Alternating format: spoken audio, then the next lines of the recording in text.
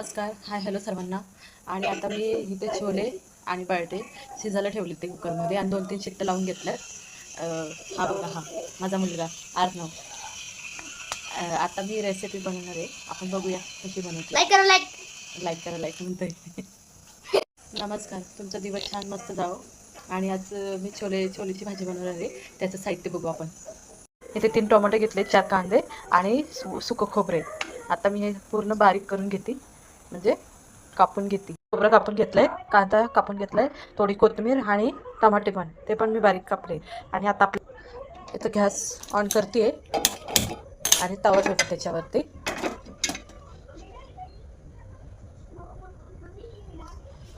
तव्यामध्ये आपल्याला कांदा आणि खोबरं चांगलं भाजून घ्यायचं आहे. थोडंसं तेल टाकायचं त्याच्यामध्ये, तवा गरम झाला आपला तर.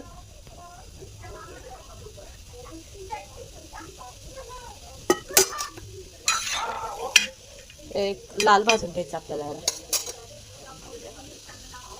तवा आपला कांदा मस्त भाजलाय, खोबरा आणि कांदा. आता आपल्याला हे काढून घ्यायचं भांड्यामध्ये, मिक्सरच्या भांड्यामध्ये. हे सगळं काढून घेते. खोबरं काढलं. आता आपल्याला टमाटर थोडंसं भाजून करायचं, भाजून घ्यायचं.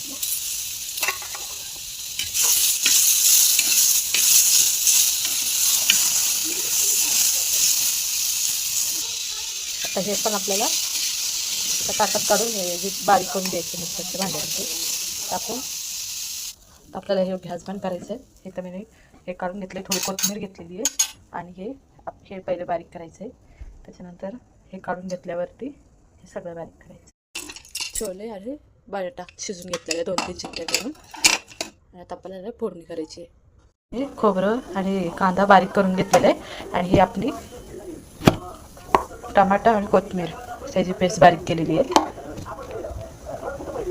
आता आपल्याला गॅस चालू करायचा आहे. कढई घेतलेली आहे, त्याच्यामध्ये आपल्याला हे फोडणी द्यायची आहे. त्याच्यामध्ये आपल्याला 3 चम्मच तेल टाकायचं आहे.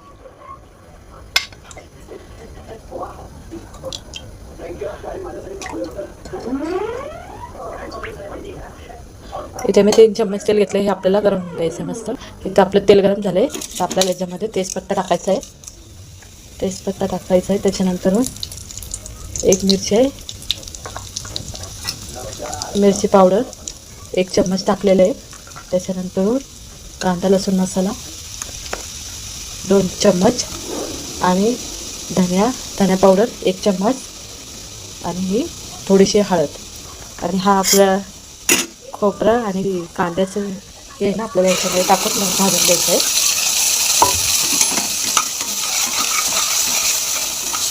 याला आपल्याला चांगलं भाजून घ्यायचं आहे. त्याच्यामध्ये मी थोडीशी कस्तुरी मेथी पण टाकते.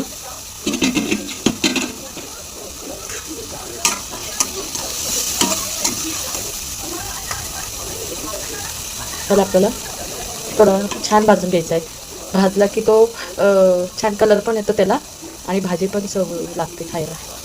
आपला मसाला चांगला भाजला आहे बघा. आता इकडे कलर पण खूप छान आलेला आहे त्याला. जसा मसाला भाजत जातो तसं तेल त्याला सुटत जातं.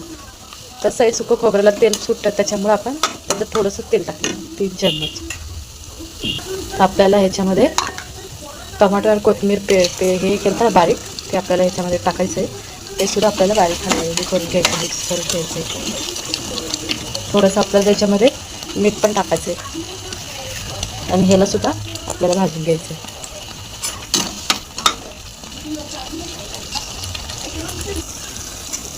आता आपला मसाला भाजलेला आहे. त्याच्यामध्ये आपल्याला छोले टाकायचे.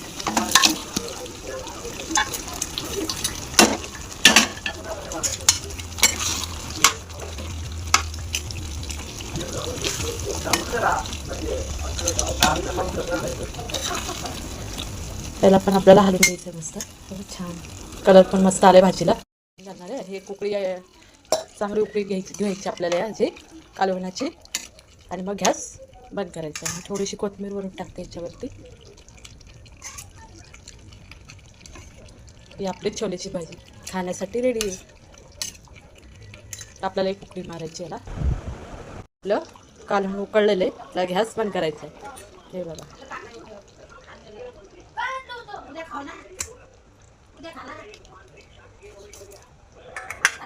ही रेडी झालेली आहे.